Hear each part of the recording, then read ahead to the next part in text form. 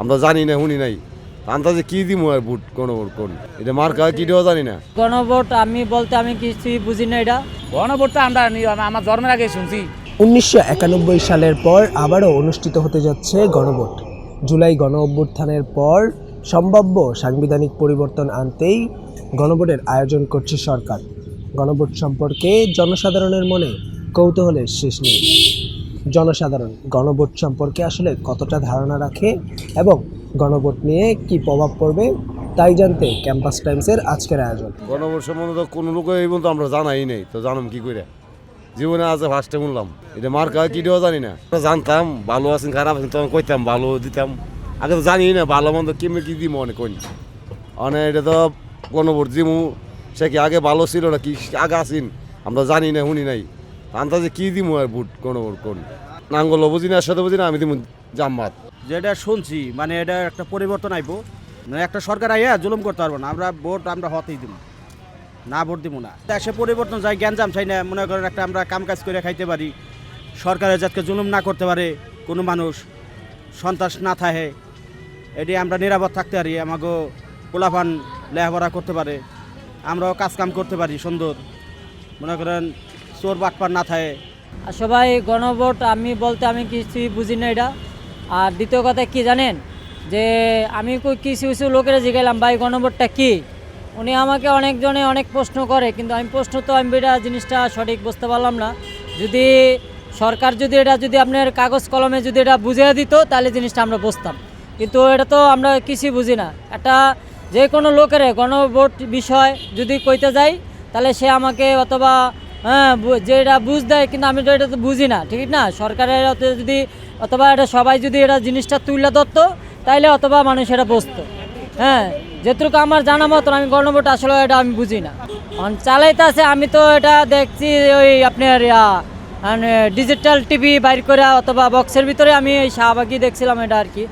ওটা তো দেখলে তো হবে না। দেখা গেছে কিছু কিছু আপনার দেখা গেছে যারা লেখাপড়া শিখে নেয়, জানে না, তাদেরকে আপনার এই জিনিসটা কাগজ কলমে এটা বুঝিয়ে দিতে হবে তাদেরকে। এখানে ভোট দেখছি হানা ওখান হানা ভোটের অর্থ এটা আমি তো জানি না। পান দিব তো ওখান যদি আমি যদি ভোট দিতে হানা আর আমার তো হন্টু আমার তো লাগবো বোঝা হাঁ অর্থ কি এবং নাও থেকে নাও তো মানে ক্যান্সেল হবে ভোট, জনগণের চায় না। আর হাও হতো মানে হয়তো জনগণ চায়।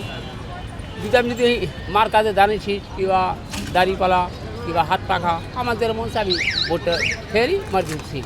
গণভোট সম্পর্কে আমরা হয়তো বুঝি না, কিন্তু জানার দরকার আছে। আর গণভোট কেমনে কী করতে হবে এইটা আমাদের জানা নাই, ঠিক আছে? দেশ পরিবর্তন হয়েছে, পরিবর্তন আরও করব।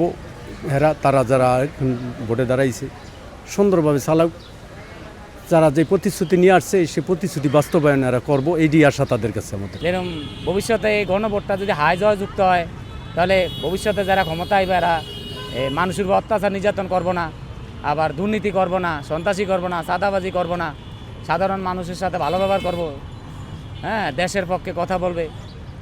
এটাই ভোটের সম্ভবত আমি যেটুকু জানি।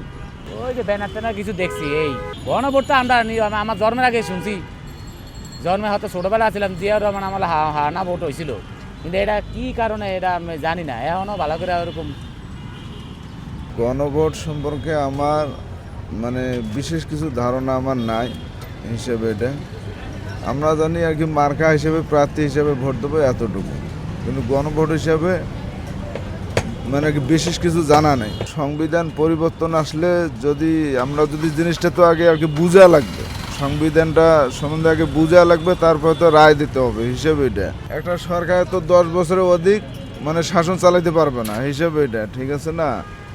আর যেগুলো আমাদের অধিকার এগুলো যদি পাই তাহলে মনে করেন এগুলোর মধ্যে যে হাফ ভোট হয় তাহলে আমরা হাফ ভোটে দেবো হিসাবে। এটা আগামী 12ই ফেব্রুয়ারি জাতীয় নির্বাচনের পাশাপাশি অনুষ্ঠিত হবে গণভোট, অথচ এখনো পর্যন্ত গণভোট সম্পর্কে ধারণাই নেই জনসাধারণ। তাহলে কেন দিবে হ্যাঁ অথবা না vote? Mohammad Ashikur Rahman, campus Times.